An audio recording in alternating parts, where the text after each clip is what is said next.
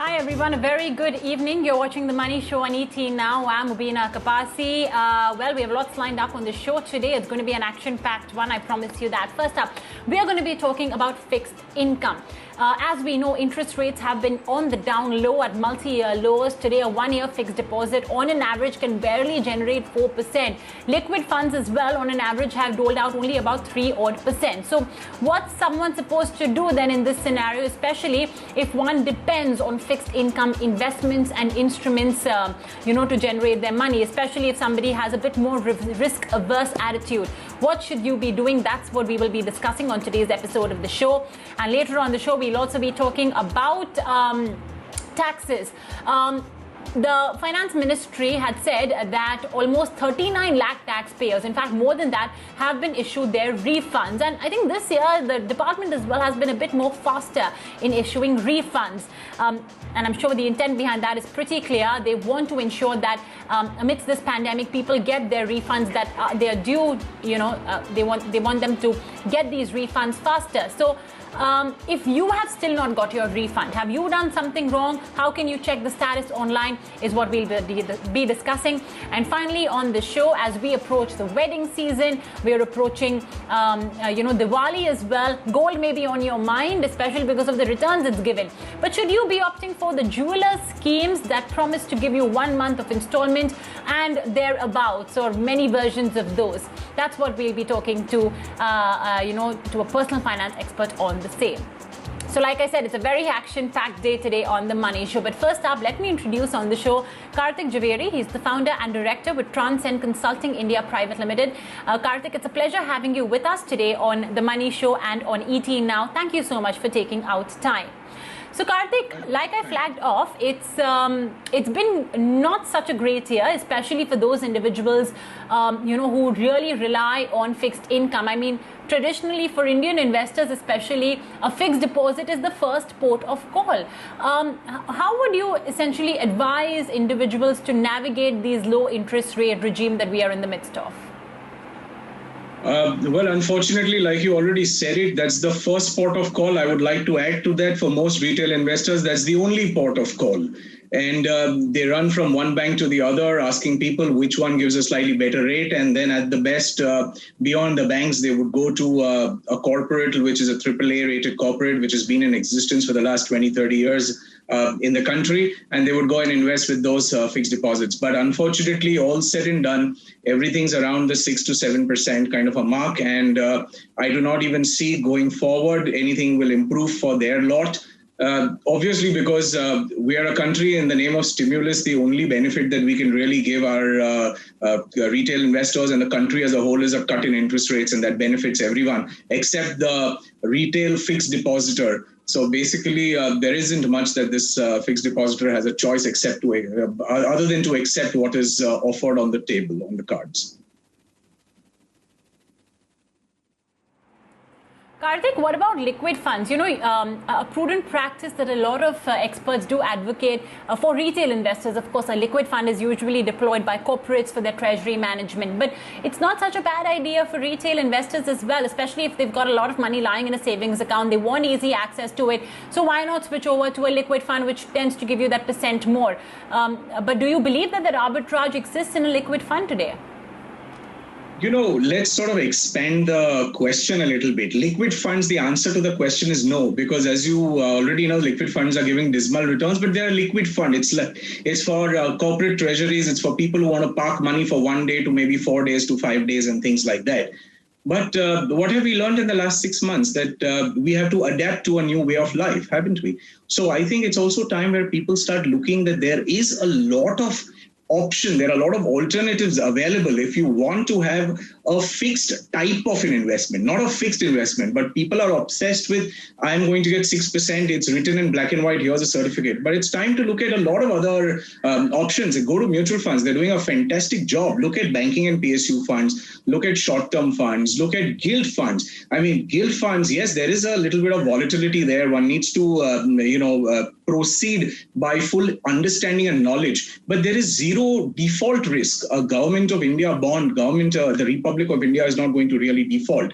You have state government bonds. There are so many options, and some options are even double digit. Even if you, for example, in today's time, if you pull up a report from the publicly available information websites like Money Control, Morningstar, Value Research, etc., you will see that a lot of these debt funds have even done double digit returns in the past 365 days. But it's not guaranteed, right? It's not confirmed. But it's time to adapt to a new way of portfolio management, a new way. You need to have a new type of a debt portfolio. So one has to expand horizon beyond fixed deposits, and there is no option to move beyond fixed deposits and go to better instruments and go to a whole variety of instruments. Have 6 or 7, break up your 100 rupees between these 6, 7 different type of instruments. There is credit risk also. There is a little bit of risk with that. But, the fund also does a pretty good job of managing it. And credit risk doesn't mean that India as a country is going to completely fail or corporates in India will fail, and which is why credit risks will fail. There is a lot of concern in that area. Maybe go a little bit slower in that. Maybe keep that as the 4th or the 5th level of investment. But banking PSU, short-term bond funds, gilt funds, I think these are great ideas for you. You can even buy bonds directly if you have a larger ticket size and hold them to maturity, and you'll get some handsome returns. So even that's possible.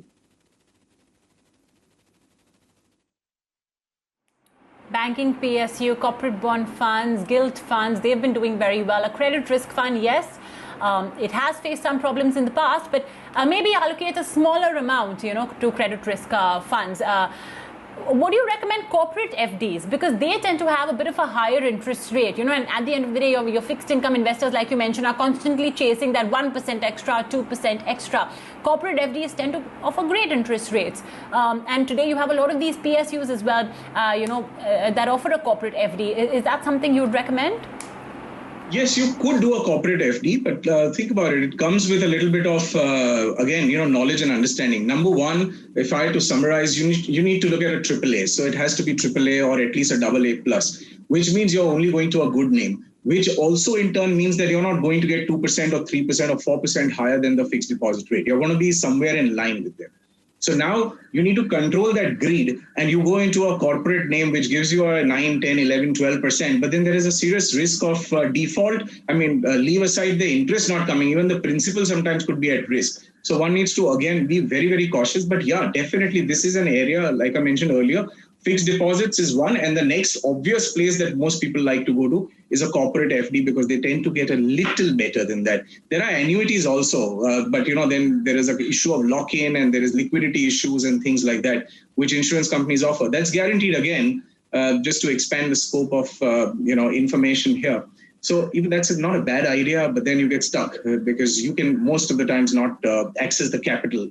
But then the annuity rates are also not all that great. They will be in the range of 5, 6, 7%. If you choose annuity rates from insurance companies where you say, I don't want the capital, then they will even, depending on your age or, at an advanced stage, they'll probably give you a higher rate. But if you're already of a higher age, you can't get into it. So now that's the catch-22 situation. So the best thing is to, open your perspective to the options which are available, which are fixed income type, but not guaranteed.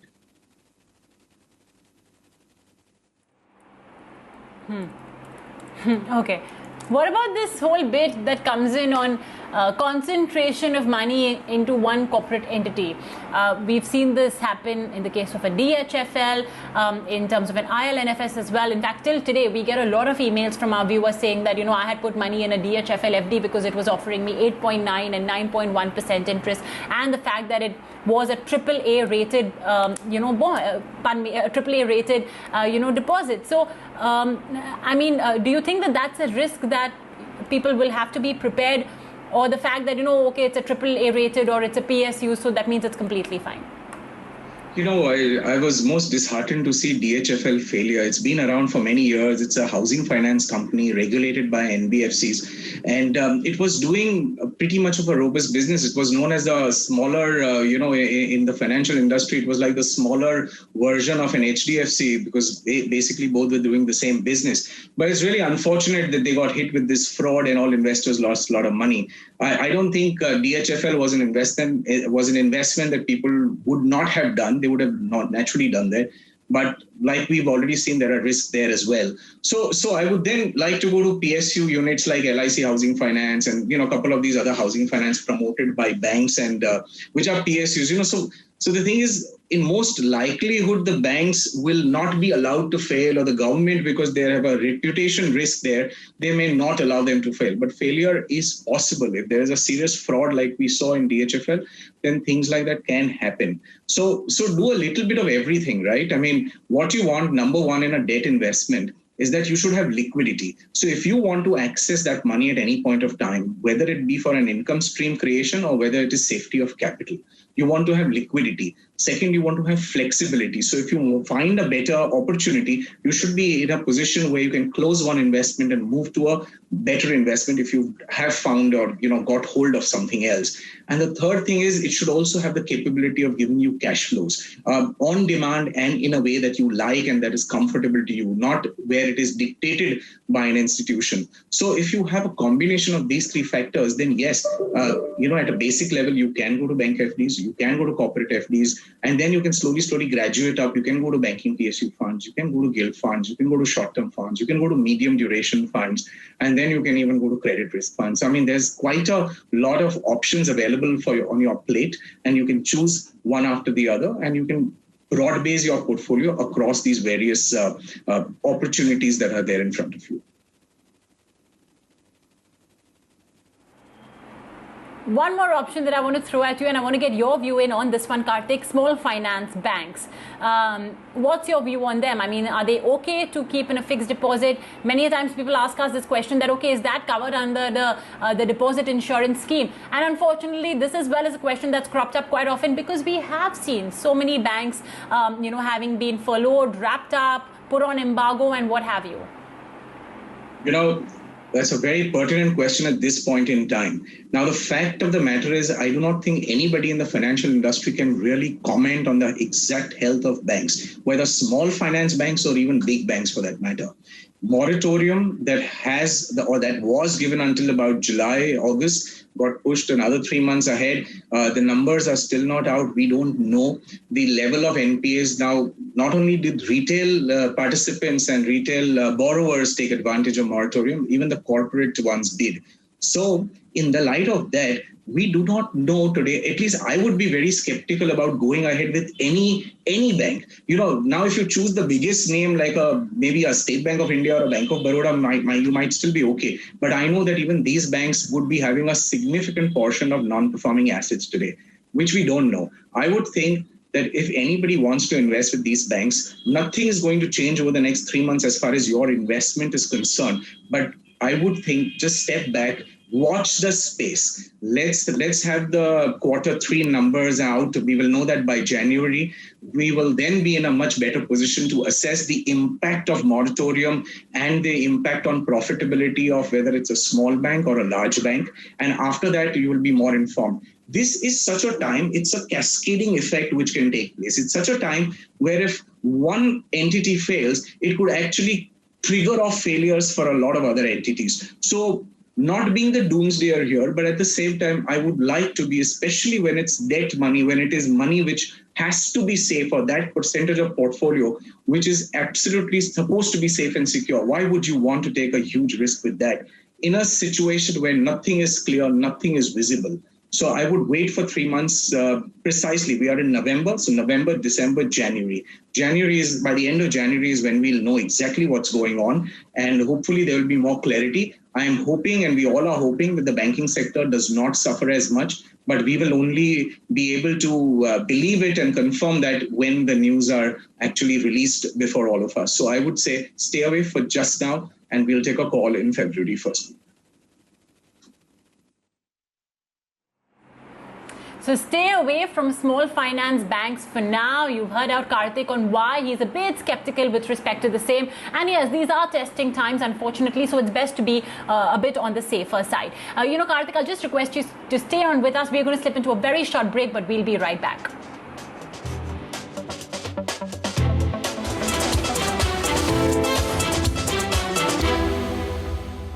Welcome back. You're watching The Money Show on ET Now. Well, let's take on board some questions and queries that we have received very quickly. And our very first question that has coming in, by the way, if you as well want to connect with us, you can write in on The Money Show at etnow.tv. Sridharan writes in to us saying, please advise whether fixed deposits in PNB Housing Finance, LIC Housing Finance are safe. They are public sector undertakings, they have AAA ratings. And then he's also asking about the private sector. So FD in Mahindra Finance, Bajaj Finance. So yeah, if you had to, I mean, I know, Kartik, that you did, give your opinion on essentially these FDs in these companies, but just for the benefit of the wider audience and also throwing into the mix, private sector or private NBFC FDs, what would be your take? As far as the PSU undertakings, the public sector undertakings are concerned, it's quite straightforward. Like we mentioned a while ago, that it's extremely hard to perceive that the administration or any government would like to have one of its banks become a failure. So they will try their best to not do that. So therefore, the answer to his question is go and put money into a housing finance company. It's an NBFC. You might get a slightly better rate than a fixed deposit, which is fine.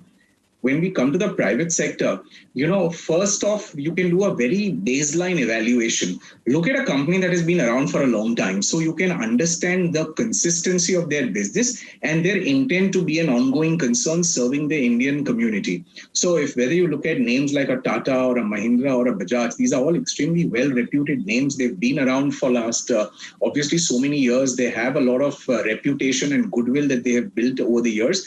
And not only that, then their ratings are also AAA, and ratings also give investors a lot of reassurance about not only the safety of interest payment, but also the safety of your principal. So some of these names, yes, you can go ahead and put your money with them. There's no problem.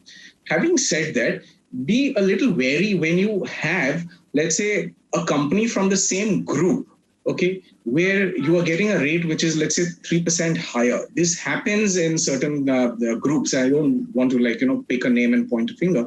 But what happens is there could be a certain company which does not have as good as a rating, but they try and ride on the name of a higher pedigree or the name that they've been enjoying for a long time. So there could be a company from the same group offering a better rate, but do check the rating also for that one. So if that rating tends to be like an A or a B plus or something like that, perhaps you want to avoid that and go to the larger company or the parent where the rate of interest might be a little lesser, but at least you can sleep easy and you can sleep peacefully that your money is going to be reasonably safe. And like I mentioned, the time to adapt has never been more pronounced. So if you are still looking at a fixed deposit, if you're still looking at having a piece of paper which says that, Mr. XYZ, you're going to get a guaranteed rate of 7%, I think you better, think about it. Please consider changing that perspective. You need to go to a wider perspective. You cannot just survive, because not from a safety or assurance point of view, but even from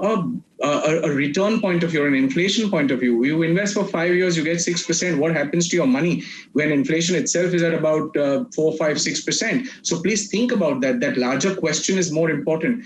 There is a very, very pronounced reason why you must start looking at expanded options to your portfolio. And there must be some years in which you take advantage of a falling interest rate. There must be some years in which you take advantage of movements in the gilt market and the bond market, and that give you a good return. So if you want assurance, even look at a 10-year history of mutual funds who've done a very good job in this space, and you will find 8-9% as a consistent performance over these years. And the best part is it's very, very tax efficient. So versus your fixed deposit or a corporate fixed deposit, where it straight away gets added to your income and you get taxed. If you're in the highest bracket, then at the highest bracket, versus the mutual fund investments, on debt funds will give you a lot of tax efficiency as well. So your tax can go down considerably. Actually, I'm glad you brought on that point of taxation, because that was actually, I think, a point we didn't discuss. To what extent would tax bracket, affect my consideration of where I allocate within the fixed income universe? Yes, so it's ironical, right? Because what happens is you are going to the safest investment and putting your hard-earned money with the safest avenue possible, and you're getting a handsome 6% return, let us say. That 6% is going to be taxed at the highest bracket if you are in the highest bracket. So which means in today's time, if your income for the year is going to go above 10 lakhs, you will be in the 30% bracket. You don't have a choice. So which means everything that you're earning is going to be clubbed and put into that 30% bracket. It's going to be a lot. So think about it. If you're earning a 6 or 7% minus 30% plus the surcharge and everything, you land up with a sub 5% kind of a rate of return. So versus that, what the mutual fund does is you can plan it well with the person that you're dealing with. And that person can explain you the taxation, or you can speak to your chartered accountant as well, if not the financial advisor. And the person will be able to explain to you that over a 3-year period, the treatment of taxation varies, changes for these funds. And as a result of it, you get benefits of indexation, you get these benefits. You can plan your cash flows out in such a way that even if you're getting, let's say, worst case scenario, even if you get the same rate of return like a fixed deposit, say 7%, but in a fixed deposit, you will end up with sub 5% or less than 5% returns. But here, you might probably just about have to make do with maybe, or let about 0.5% or 0.25% go as taxation, effective tax, okay, which I'm talking about. So it obviously puts more money in your hands, and because you will have more money in your hands, naturally, you will be far better off. And as an investment decision, it's such a smarter thing to do, to go to an investment avenue where there is a tax advantage. So that is my request, that, think about that, because you have a huge tax benefit. So if you're somebody who's got a huge amount of money and into taxation, then you really need to do that. But if you have, let's say, 20 or 30 lakhs to invest, then I don't think you need to worry, because even with the fixed deposit, you're going to be below the taxable slabs, which are at the 30% level and things like that. So in that sense, people do a lot of planning, husband, wife, they'll do 2 investments in both the names, they'll make some investments and they will effectively fall below the tax limits. So that's okay. That is tax planning. That's fine. But if you have larger money, then yes, this becomes a very, very crucial consideration.